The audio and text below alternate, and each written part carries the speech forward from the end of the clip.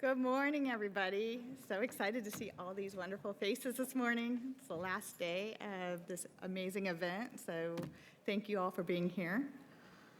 It's been a crazy week.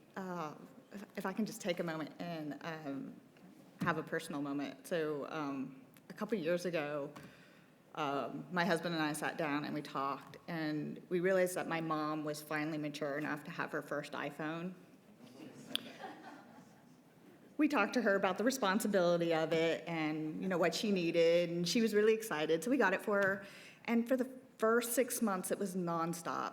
I don't know if any of you had that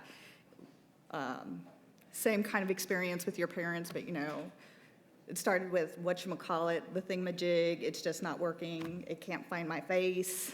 We worked through all of that. And then we got her to use the terminology, apps, what was Safari, wasn't a trip you went on. And this morning I got a call at 5 a.m., which I know I'm from the East Coast and I should be okay with that, but still, 5 a.m. I said, Mom, what's going on? She's like, you haven't called me all week. And I said, well, I'm sorry. What's going on? And she's like, well, I just wanted to tell you my phone was broke. And I said, okay, well, let's fix it. She's like, oh, I already fixed it. I said, what? Okay, you called me at 5 a.m. to tell me that you fixed it? She's like, yeah, I Googled it. I was like, well, this is great, right? I'm so proud of you, you know? I was having a very proud moment for my mom being all grown up.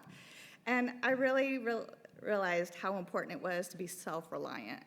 So it means a lot for people to be able to realize how to resolve their own issues. Can any of you guys relate to that, have that same experience with their parents? Yeah. We haven't gotten as far as you have, though. So I just want to let you know, you guys are all trained and ready to be Tier 1 agents. And so we're taking applications. Just come on up. We'll let you know when you start. Thanks for letting me share that. But I mean, it's really an interesting evolution to see our parents go through that, and then working in the help desk and seeing a lot of the same initiatives of having to get the same terminology and getting people to understand what the new technology is and use the right verbiage, and then give them the ability to be self-reliant and fix their own issues. And that's what we're going to talk about that today. So if I can get a moment, we'll talk a little bit history of NESD. So this history is not very exciting. This is not the Battle of 1812. This is not entertaining, like if you get your history from History of the World Part 1 or Part 2. But if you're a strategist or you're a mathematician, you're going to find this pretty, relevant. So about 10 years ago, during the data consolidation, one of the things that was really identified is that there was over 100 help desks. There was over 130 systems, and all the data was disparate data. So nothing was in the same database, nothing was correlated, so there was very inconsistent reporting, and resolutions were extremely inefficient. So our leadership couldn't really identify where the problems were and what they needed. On top of that, these systems were becoming end of life, end of service, and they were becoming very expensive to manage, modernize, and then maintain. So one of the things is ASN RDA said, hey, let's find out what the need is, and then let's find out what industry's doing. And that was really exciting for us. So we did a lot of research, and we found out that the three things that the commands and the sailors and the warfighters needed was a single point of entry. They needed one place that they could call, so they're not looking for 100 different phone numbers, like that sticky note that fell underneath the floorboard. They were really looking for that one place, that one belly button, to be able to say what the issues were and be able to report it up and get it to the right platform. The second thing was something that was modernized and something to easily modernize over and over again. When you're doing 100 different systems, you cannot modernize as efficiently as if you're working on one system. So modernization capabilities was huge. And then the last thing was really getting that standardized data, that normalized data, that ability to run reports and be efficient, and then use that data to reduce time to resolve and really get our warfighters back working in a more efficient time frame. And so that is how NESD came along. And that is where we come here, the NESD solution. I'm sure several of you have seen this slide before. It's very exciting. You know, we're 24/7, single point of entry, omni-channel. You can get to us by chat, phone, email, portal, self-service. We have an amazing knowledge base solution with KAs. You really can, AKA, Google your problem and have find the answers and fix your system yourself. But what I really love about this slide is if you look at the bottom left corner, it's what we call the shift left, and you can see the arrow pointing down to the tier 0. When our customers, the commands, partner with us, and we're able to build that knowledge base, and we're able to integrate our technologies in with your technologies, it takes the stress off of your engineers and your administrators at the tier 2 and above. We're able to resolve that at the tier 0 where the sailors can be more self-reliant. We're able to handle things at the tier 1 level, or we can handle them from a complete integration point of view, which allows those commands to be able to spend more time on their core capabilities, focusing on their weapon systems or their networks or the services that they provide. And so that is like one of the things that we've been able to see over the last year, that the more we work with you, the less time it is that the tickets stay open. So that goes into how do we integrate with technology, and that's where we go to Amelia. So again, you guys have probably seen this slide before. So Amelia, she's the face of NESD right now, and she's Navy's first artificial intelligent machine learning system on Navy. She does natural language processing, so you're able to talk to her like you're having a normal conversation with your friends. But the great thing about her, she can handle 250 instances simultaneously. And if you integrate with her, she can integrate with your systems, and she can do password resets or user validation, account capabilities. And we have lots of use cases for that. So we're really excited about how Amelia can be used. And with that, we want to talk about how we're using that technology. And I'm going to turn it over to Mr. Frazier. So good morning. We're just going to talk briefly about the approach we took with NESD. So when we first started looking at NESD, we first started talking to industry. We were looking at industry that was focused on enterprise system support, a lot of enterprise system support. We were looking at the time of how do we support 125 systems in the Navy that are all different technologies, different locations, different user bases. What it turned out to be is closer to 300 is where we are right now. So we sat back and started looking at it. So we went with the idea of a managed service provider, basically somebody that could provide service desk as a service, which is our GDIT partner. They provide the technology, they manage the technology, they manage the help desk, they manage the tier 0 aspects of the technology, the tier 1 agents. They manage their own processes for how those service desks are operated. So when it comes to technology, and you're dealing with that many systems, the idea becomes how do you get to time to resolution down? You know, because you can't hire SMEs like we used to. You know, you don't have enough SMEs. So on the technology side, we started looking at AI, ML type technologies. We started looking at other automation technologies that are out there. So Amelia, we just introduced a second ago. So Amelia can do deflection, and what that means is we bypass the tier 1 labor altogether. Basically, the system is able to resolve the user's issue. So if a person calls Amelia or starts a chat, Amelia is the first line of, we'll call it defense, on trying to keep them away from the tier 1. And what Amelia does is tries to identify the system. It then tries to identify the issue. Based off that issue, it does a knowledge-based lookup and presents knowledge articles to the user. If one of those knowledge articles is able to resolve the user's issue, it sends the knowledge article to them and allows the user to resolve their own issue faster. That's deflection, because it never once touched a human. The other aspect is if Amelia cannot resolve the user's issue, it gets escalated to a tier 2. And this is where the AI type augmentation starts taking place. Because Amelia's already created the tickets, already done the account records for the user, and the agent just has to start asking additional questions. The next aspect of automation, or not automation, but augmentation, is the actual smart IT tool that's in BMC Helix. So as a agent starting to type in details about the issue, on a panel, up pops the knowledge articles most relevant to that issue. So the agent's able to look at the knowledge articles, help zero in on what the user's problem is, and then selects one, it pre-populates the ticket, the agent's able to look at the notes field, able to then walk through the resolution and resolve the user's issue. Another area where augmentation takes place with Amelia is on the tier 2. So the way NESD is designed, we are kind of a hub and spoke model. We provide tier 0, we provide tier 1, we provide the technology. Tier 2s are provided by the different program offices in the Navy. So if something happens that's not tier 1 resolvable, it gets escalated.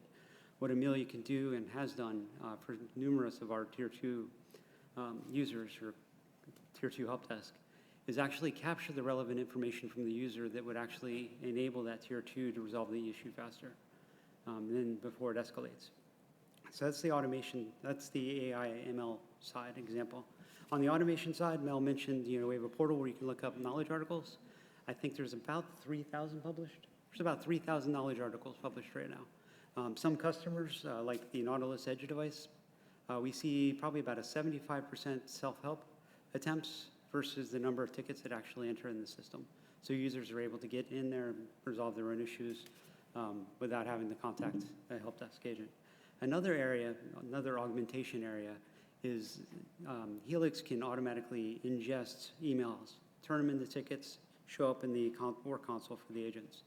And in the past, what we had to do is actually, we had functional mailboxes, we would have to cut and paste from the email into a ticket, and that would take usually 15 to 20 minutes for an agent to create a ticket in that fashion. So when we get to people, like I said, we had to move away from SMEs. You can't hire SMEs for 300 systems because that would be a very, very large help desk. So we made the shift to knowledge, and knowledge is what enables all the automation. It enables the AI ML capabilities, and it also enables the agents because they're trained on AI, not AI. They're trained on the knowledge articles. They're trained on the knowledge process and how to resolve issues in that direction. So when we look at the enabling factor of NESD, it's based off knowledge and knowledge management. It enables the rest of what we're able to do. So next slide. So this is the technology stack. Amelia is the conversational AI unit that we use today. We use BMC Helix, and I've talked about both of these technologies. But we also, from an ACD perspective, use UCCE, provided by T-Tech, one of GDIT's partners.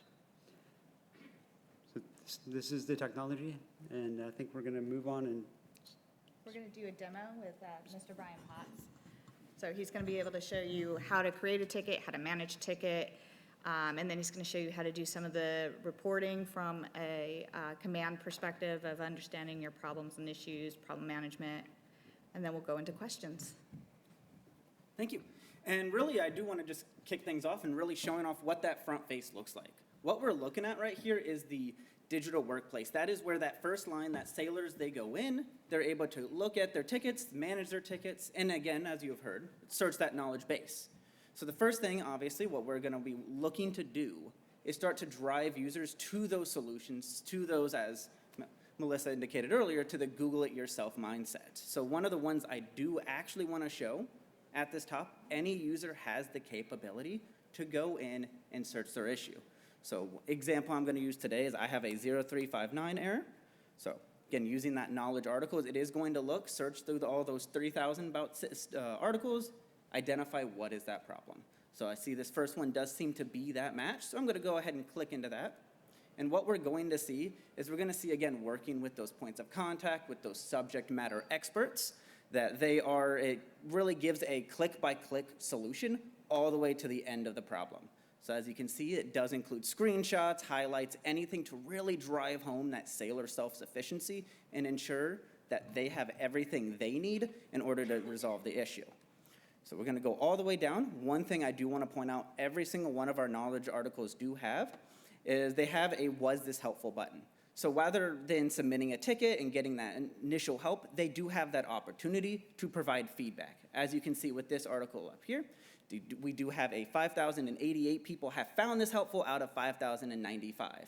However, for those 7 people that may not have found it helpful, they do have any opportunity to provide that feedback that does go back to our team. We work with those subject matter experts to ensure that that knowledge meets the criteria and it really meets the mission of what they're looking to do. However, we do know, unfortunately, that not every issue can be solved at the forefront. So we do also have what we call our service offerings. Those service offerings, as you can see in our service catalog up here, they do provide that opportunity for specialized ways for the users to submit tickets and anything they need that ask all of the critical questions for their system. Example I'm going to go ahead and use today is our Canes issue service offering. The user is able to go in, provides any information, whether or not they need to request it for themselves or on behalf of somebody else, they do have that opportunity. Go ahead and hit request now. What that is going to do is, again, working with that knowledge, we do work with our SMEs to determine whether or not every question in here is what they need, so when those questions get escalated up to the tier 2, they have everything they need, so they don't need to start that initial back and forth, and they're able to get right into the mission, right into solving that user's problem. So again, for this one, I'm going to go ahead and fill it out just a little bit here. Again, it offers all sorts of opportunities. We do have a short description, so it's a test. It's going to ask for the lookups, anything for our ship names, so all of our ships that are in our system are here, so I'm going to go ahead and mention this is for the Washington hardware software number and our enclave. Go ahead and mark that this is an unclassified issue today.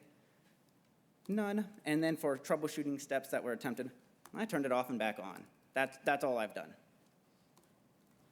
Does also provide me that opportunity to assign any attachments if there's screenshots that I need into that ticket. So once I've gone ahead and filled out all of that information, I do have the opportunity to hit submit request, and what that is done, and we'll go ahead and see in a little bit as well, that ticket has been created and has actually been bypassing that tier 0, tier 1, has been put directly into that tier 2 group so that they have everything they need and are able to begin troubleshooting.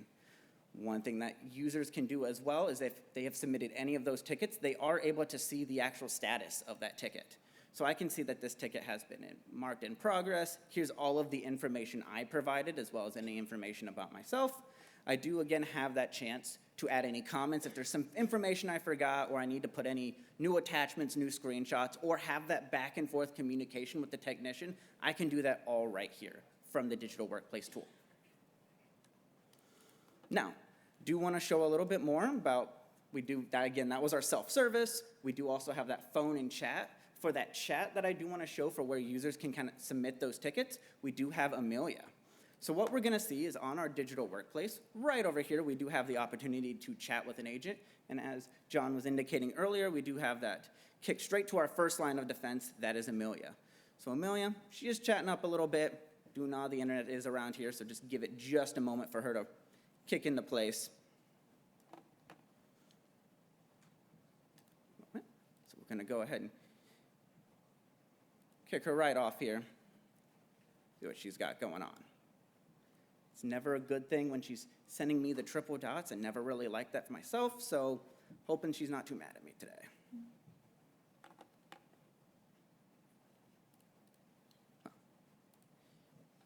She seems to be having a little bit of a not too happy with me, so we'll go ahead and visit her.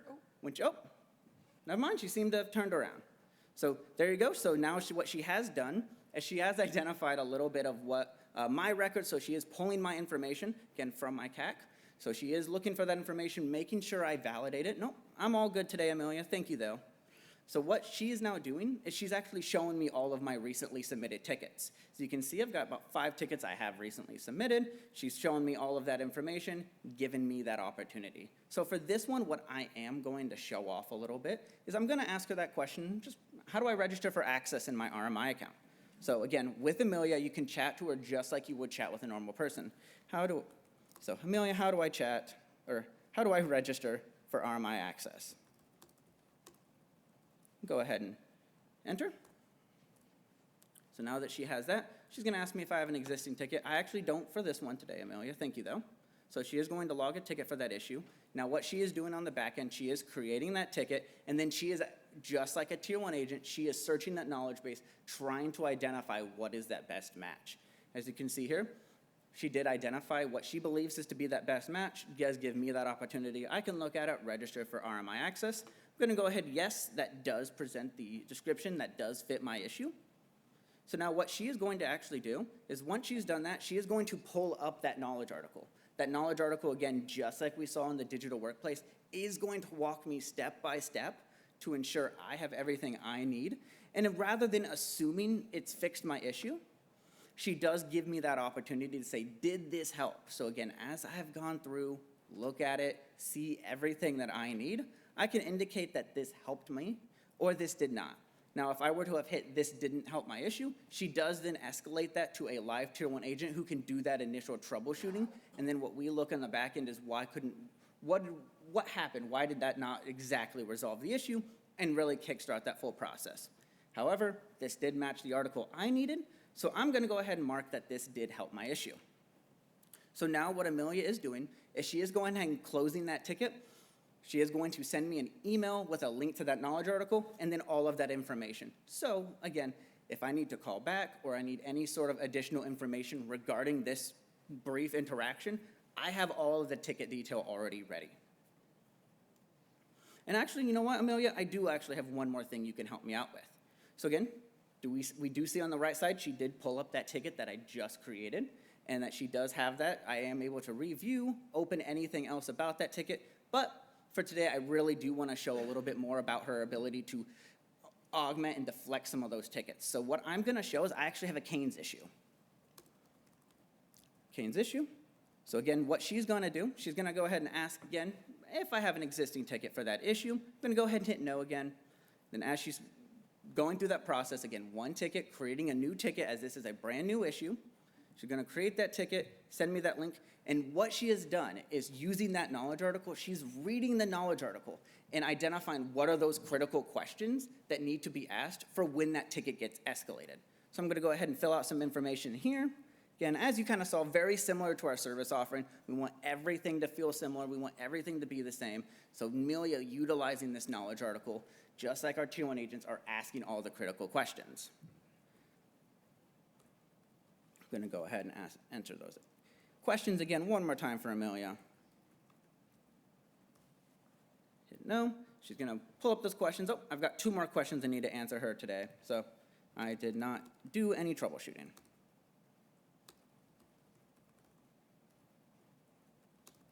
Great. So I've answered all of her questions. So now what she's doing, she's actually updating that ticket history. And now she has shown me that information on the right side, and she has actually escalated that ticket to the appropriate Tier 2 group. Again, getting all of that critical information that she needs, all of the critical information that those technicians need, so that they're able to begin troubleshooting those tickets.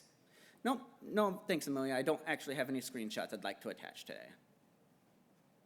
Great. Ticket number has been logged with the NESD and has been routed to the appropriate support group. And that's just letting them know that somebody will contact you further for your issue. Is there anything you can help with? No, thanks, Amelia. I'm good. I'm going to go ahead and hit no. She closes that conversation, and that really sums up a full interaction with Amelia. So she really is serving as that initial line of defense. At this time, it's been no other users that have been involved. It's just been me, Amelia, and then that ticket that's been escalated, really minimizing that downtime that that user's experiencing. What I do want to show is this is what we've seen a lot of is that front-facing, that portal, everything that the sailor, that user is experiencing, but I want to show what it looks a little bit more for those back end, for those Tier 2, Tier 3, even our Tier 1 agents. So what we are looking at here, this is our Smart IT interface. This is our back end. This is where our users are going, our support staff are going in, they're logging, updating tickets, and creating all of those metrics that feed all of those really important metrics that we need in order to make those data-driven decisions. So what I'm going to do, I'm going to go ahead and pull up all of those tickets. I do have the opportunity. Let me go ahead and sign in. It's been a little bit long since I've signed in, so it's wanting me to double check. Give that one more chance. What I do have that opportunity to do is I have the opportunity to create various filters based off the teams that I need. So I have one for any tickets that Amelia's created, all of my change requests, knowledge articles, anything that I really need in order to quickly identify and escalate those issues. For this one, I'm actually going to grab all of the tickets that we've had. So we're going to see as that loads up. Did have that predefined filter. It is showing everything that I have in the system, everything I have based off of my predefined filters. So I've been able to just very quickly make, this is the NESD Tier 1, this is all of our open tickets. If I wanted to show all the closed tickets very quickly, I have that opportunity as well. But I do want to actually look at some of those tickets that I created. So I did create one ticket and escalate it to that Canes group. So I want to know the status of how that ticket's doing. So what I'm actually going to do is I'm going to modify some of my filters and say, I want it to show me the tickets that are in Canes. So this is, again, going to go ahead and show that up, Canes OA. What we're going to see is as soon as this loads up, we're going to actually see that those tickets that I created, both through the self-service offering on the digital workplace and through Amelia, have been created and escalated. So we're going to go ahead and click into that most recent one. And what we'll be looking at once this loads is that full ticketing interface. This is where all of our data lives, all of the information that we need to make those really critical decisions. So, as we can see, this is the ticket that was created into our system. Does have all of our issues. Again, some of those issues that I used in that service offering. This is all of the information that I provided is in the description field, so those technicians do have that information needed, as well as a lot of other high priority critical information. We have our product structures, which we do leverage to create those high visibility reports, as well as the activity log on the right side.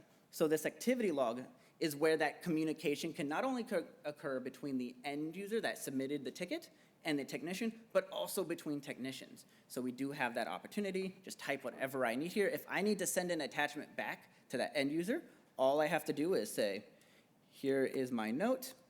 If I were to make an attachment and mark that public, what that's actually gonna do is that is communicating with that user. They're gonna get an email notification letting them know that they did have some information that was updated. And then if I go into the digital workplace and go ahead and go back to look at the ticket from the end user's perspective, and go ahead and what I'm gonna confirm, see that I have that most recent one under 1201502. Click into that, and I actually am going to see right at the bottom, that note I made on the other side on that tool did get automatically put into that for the end user to see as well. So I can really minimize that need for email-bound communication.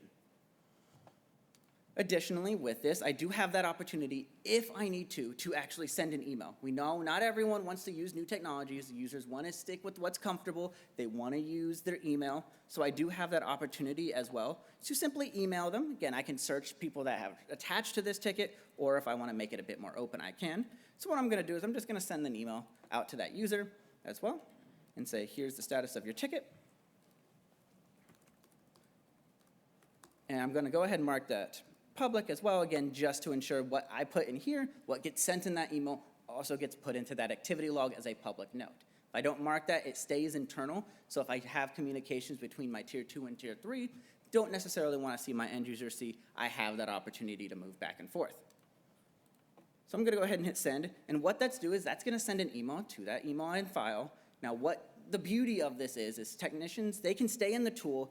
That's going to send that email to that end user. The end user can actually reply directly to that email, and all of their communications that they reply with get put right into that ticket. So for those users, those sailors that really don't want to adjust, that want to stick with the emails, but they don't want to log into a website, they don't need to. They can actually stick with their emails, respond back to us, and those technicians, our tier 2, tier 3, and our tier 1 agents, don't need to leave the tool. That is the beauty of it.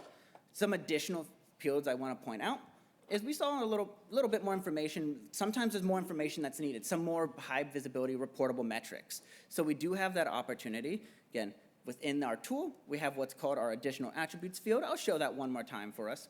Right here, that additional attributes, that gives you the opportunity to really give some of that additional information that you need to pull critical reports on. You need to know what's going on there. And we'll see a little bit of how all of this data comes together in just a minute. But we do have our additional attributes. These are all protected on a need-to-know basis, so users that have that access to these reportable metrics will have that visible.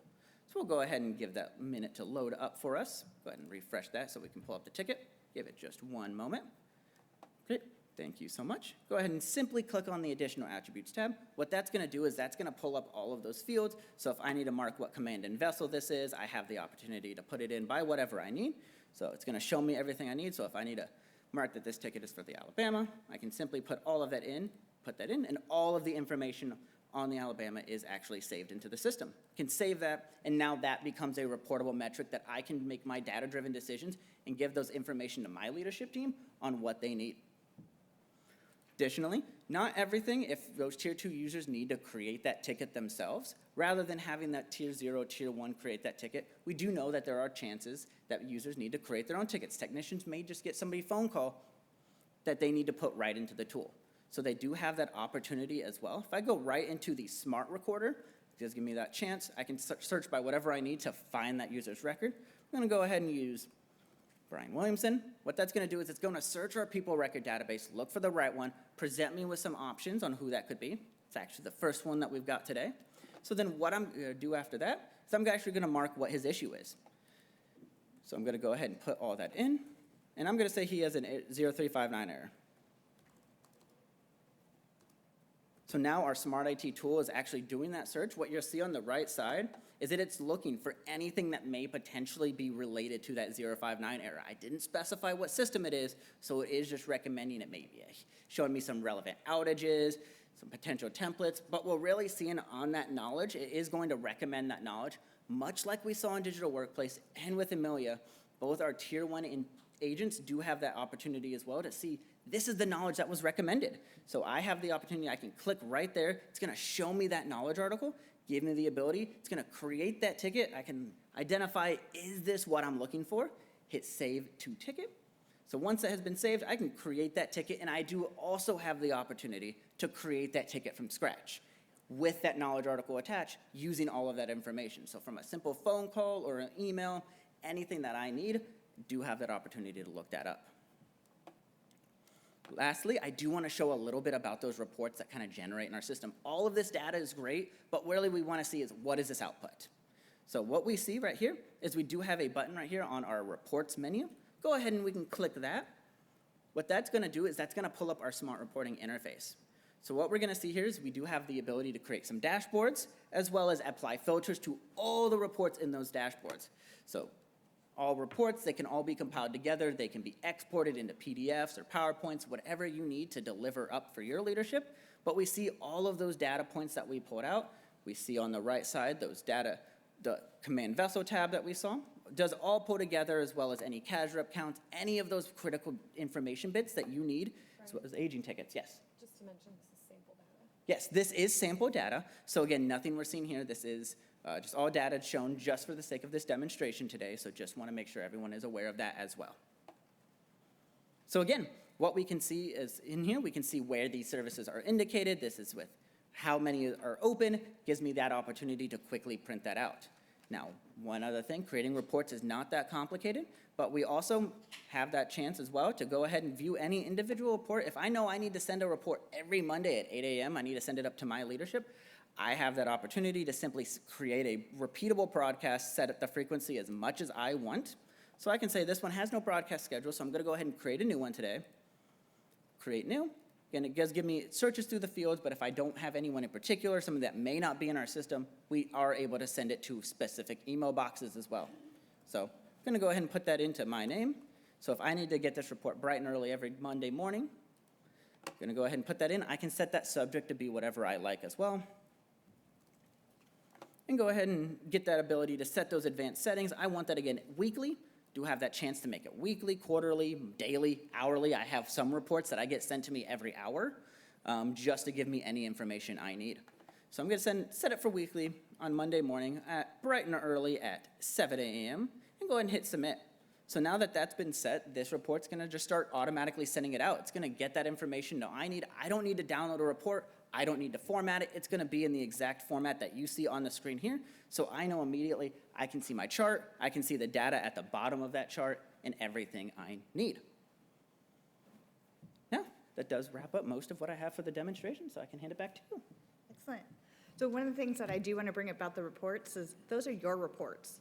So if you're using NESD as your service capability, you get to see those reports. We help you create those reports. We get you the data you need in order to be more efficient, resolve your problem issues and incident responses, and really increase your time on making the seller's fleet ready. So very exciting on the data that we can pull and the time we can respond.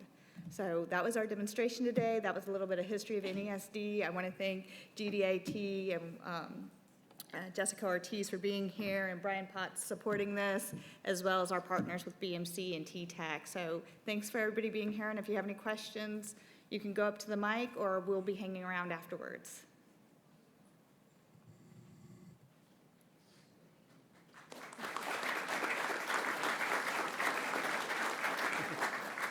Yes, sir? I have a quick question. So as far as the NESD goes, for shoreside commands, with NMCI and flank speed and everything else, when we call in our tickets, is it reporting into the NESD's service desk? So, not an MCI, just an Nautilus. Just in Nautilus? Correct. Okay. All right, thank you.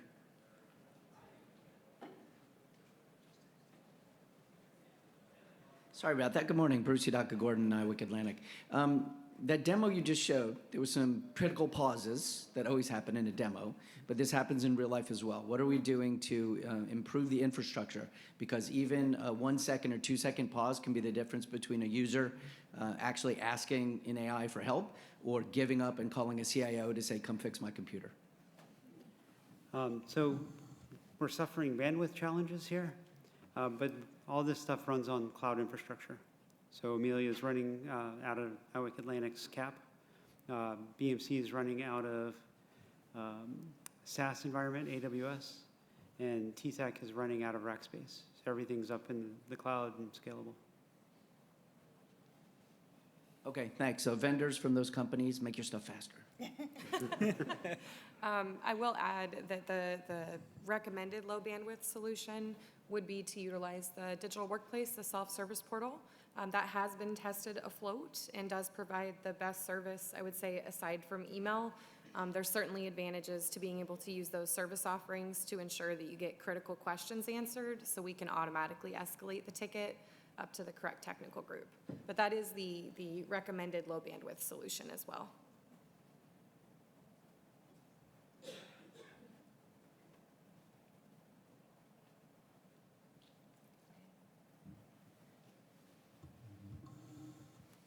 Excellent. Well, there's no more questions. We really appreciate your time, and thank you for being here. Have a good day.